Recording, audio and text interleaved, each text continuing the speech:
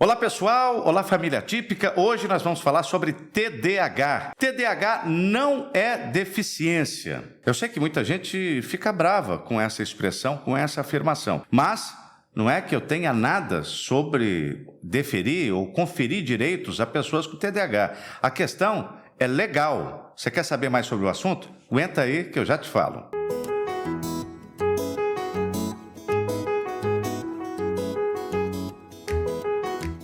Pois é, gente, TDAH não é deficiência. Eu sei que tem muita gente que vai discordar. Tem pessoas que têm TDAH que se sentem em desvantagem em relação ao restante da sociedade típica. Tem pessoas que têm TDAH que acham que tiveram menos oportunidades na vida em razão dessa condição do TDAH e que, portanto, deveriam ter, sim, o direito de exercer determinadas benesses da lei que são conferidas às pessoas com deficiência. Porque, no entendimento dessas pessoas, a condição de TDAH gera, sim, prejuízos relevantes à pessoa. Eu, inclusive, em outros vídeos anteriores que gravei sobre TDAH, já observei diversos comentários de muitas pessoas, mas não são poucas, muitíssimas pessoas dizendo que elas se sentem menos competitivas, elas sentem que elas não estão em situação de igualdade com as pessoas típicas, nem no trabalho, nem na escola, nem na universidade, enfim, em todas as situações elas se sentem prejudicadas. Mas então, você pode estar aí do outro lado agora pensando, mas se eu me sinto assim tão prejudicado, como é que o Lucélio pode dizer que TDAH não é deficiência? Não é deficiência sob a perspectiva da lei. Ou seja, a lei brasileira não considera que TDAH seja deficiência. Por quê? Porque a lógica legal é baseada no entendimento de que TDAH não geraria prejuízos relevantes de longo prazo ao indivíduo, de modo que ele tenha que ter uma compensação legal por conta desse prejuízo para poder igualar as condições de oportunidade em relação à sociedade típica. Não é minha opinião, tá, gente? Isso é o que a lei entende. É como o arcabouço legislativo brasileiro entende esse assunto. É verdade que existe atualmente um projeto de lei em tramitação na Câmara dos Deputados. É o projeto de lei 2630 de 2021, que pretende cravar o TDAH como deficiência para todos os efeitos legais. Deixa eu te falar uma coisa sobre o entendimento de deficiência que a lei traz, que é a lei positiva, que é o seguinte: existe uma conceituação estatutária sobre deficiência. A conceituação, o conceito legal de deficiência estatutário está previsto no Estatuto da Pessoa com Deficiência, também chamado de Lei Brasileira de Inclusão. Está no artigo 2º a definição estatutária de pessoa com deficiência. E diz o seguinte: considera-se pessoa com deficiência aquela que tem impedimento de longo prazo de natureza física, mental, intelectual ou sensorial. Então veja, a condição do TDAH, do transtorno do déficit de atenção com hiperatividade, poderia ser, se fosse considerada uma deficiência, poderia ser de alguma dessas naturezas? Sim. Por quê? As naturezas são física, mental, intelectual ou sensorial. Eu acho que TDAH está em mental, né? Porque é no campo da mentalidade, da mente, que se verifica o transtorno do déficit de atenção com hiperatividade. Ok. O primeiro requisito nós temos aqui. Segundo, o qual, em interação com uma ou mais barreiras, pode obstruir a sua participação plena e efetiva na sociedade em igualdade de condições com as demais pessoas. Então, eu penso que 2 desses requisitos o TDAH já atende. É um transtorno, é de natureza mental, certo? E é de longo prazo, né? Porque TDAH é um processo de longo prazo.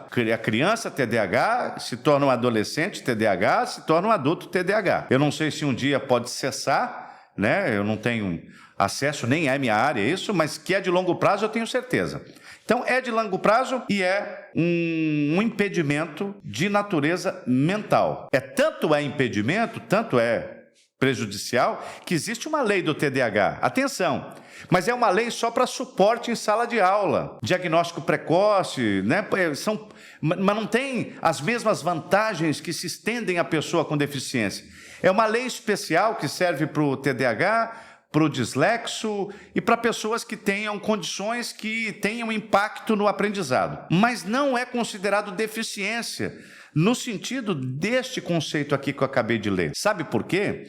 É porque eles entendem que, apesar de ter um impacto na aprendizagem, que apesar de ser longo prazo, é que não criaria a condição de TDAH essas barreiras que impediria a pessoa de acessar os bens da vida em condição de igualdade com os outros. É assim que tem se entendido até hoje. Inclusive, na discussão em audiências públicas desse projeto de lei, que é o 2630 de 2021, que quer tornar o TDAH como sendo uma condição que seja considerada deficiência, há divergência entre as pessoas que discutem nas audiências públicas. Existe um grupo, inclusive de médicos, de gente da área de saúde, que diz que não, que considerar TDAH deficiência vai ser prejudicial e potencialmente estigmatizador da pessoa com TDAH e que isso vai ser ruim para a pessoa com TDAH. Ora, sinceramente, eu não sei assuntos clínicos para poder opinar sobre isso. Mas o caso aqui, o autismo, ele só se enquadra nesse conceito aqui porque já existe uma interpretação da lei do autista dizendo que sim, é o parágrafo 2º do artigo 1º da Lei 12.764 de 2012, que diz o seguinte: a pessoa com transtorno do espectro autista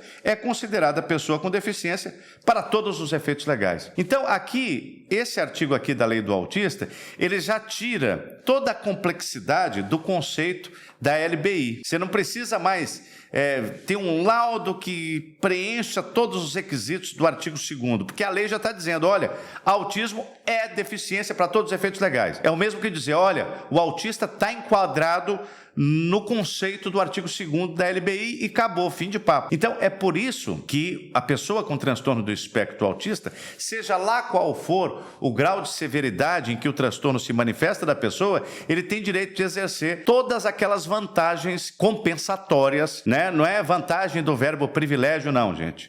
Essas vantagens para a pessoa com deficiência não são privilégios, porque privilégio é aquela condição que tira a pessoa do status de igualdade, coloca ela em grau de superioridade em relação à outra. Essa aqui não, essa aqui a vantagem é compensatória, por isso é que não é privilégio. É para compensar um prejuízo que a pessoa tem naturalmente, que deixa ela numa condição inferior às outras pessoas típicas. Então, para poder igualar, é que ela tem essas vantagens, ok? E aí, fica a pergunta, será que se houver uma mobilização das pessoas com TDAH, um engajamento político, né, uma militância ativa política junto ao seu deputado, junto ao Congresso Nacional, que é possível fazer com que haja uma lei no Brasil que considere TDAH como sendo deficiência para o fim de exercício de direitos? E a pergunta mais importante do que essa, você que é TDAH, você acha que TDAH deveria ser considerado deficiência? Você se sente prejudicado